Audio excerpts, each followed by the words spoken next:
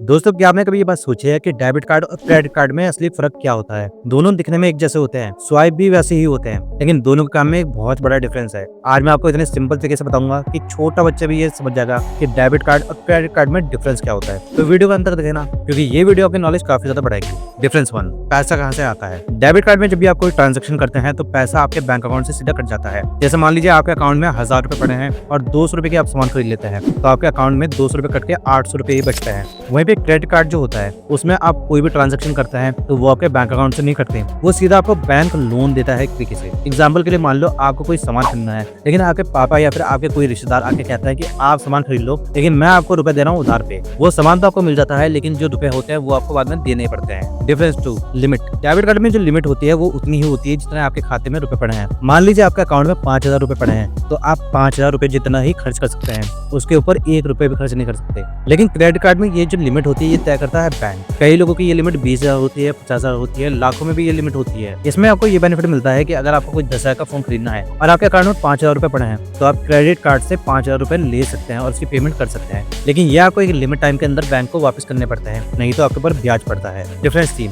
उधार और किस्त। डेबिट कार्ड इसमें कोई भी उधार या फिर किस्त का कोई भी झंझटबाजी नहीं होती, क्योंकि जो भी आप रुपए पे करते हैं वो आपके डेबिट कार्ड या फिर बैंक अकाउंट से ही डायरेक्ट माइनस होते हैं। लेकिन जो क्रेडिट कार्ड होता है इसमें आप कई सारी चीजें EMI पे ले सकते हैं। यानी अगर आपके पास रुपए नहीं है, मान लीजिए आपके अकाउंट में 5000 रुपए हैं, आपको 50,000 की चीज खरीदनी है, तो आप क्रेडिट कार्ड से ले सकते हैं और धीमे धीमे उसका भुगतान कर सकते हैं। Difference 4, interest rate. Debit card में ब्याज जैसी कोई भी चीज नहीं होती, क्योंकि जितना भी रुपया आपके अकाउंट में पड़ा है उतना ही आपके अकाउंट से माइनस होता है, उसके अलावा 1 रुपए भी नहीं जाता। लेकिन क्रेडिट कार्ड के केस में ऐसा होता है कि जो भी आप पेमेंट करते हैं, जो भी आप उधार लेते हैं बैंक से, वो आपको एक लिमिट टाइम के अंदर देना ही पड़ता है बैंक को। अगर आप वो नहीं देते तो आपको एक हैवी इंटरेस्ट देना पड़ता है। मान लीजिए आपको 10,000 का फोन खरीदना है, आपने 5000 खुद से दिए और 5000 क्रेडिट कार्ड से। अगर आप कुछ टाइम के अंदर वो 5000 क्रेडिट कार्ड वाले नहीं दे पाते तो उसके ऊपर ब्याज लगना स्टार्ट होता है, जो कि काफी ज्यादा हैवी इंटरेस्ट रेट होता है। Number 5, safety. अगर आपका डेबिट कार्ड कहीं खो जाता है तो वो पूरा का पूरा आपका बैंक अकाउंट खाली कर सकता है। लेकिन क्रेडिट कार्ड में ये होता है कि अगर आपका क्रेडिट कार्ड चोरी होता है और आप बैंक को इन्फॉर्म कर देते हैं, उसके बाद कोई ट्रांजैक्शन होती है तो वो आपकी जेब से नहीं कटेगा, वो पूरा का पूरा बैंक भुगतान करेगा, क्योंकि आपने बैंक को इन्फॉर्म कर देता पहले ही इस चीज के बारे में। तो इसमें आपकी सेफ्टी ज्यादा होती है। डिफरेंस 6, रिवॉर्ड्स और ऑफर। डेबिट कार्ड में कभी कभी छोटे से कैशबैक या ऑफर्स मिल जाता है, लेकिन बहुत ज्यादा लिमिटेड होते हैं। वहीं पे क्रेडिट कार्ड ऐसी चीज होती है जिसमें आपको ऑफर्स, डिस्काउंट और रिवॉर्ड पॉइंट्स बहुत बड़ी मात्रा में मिलते हैं।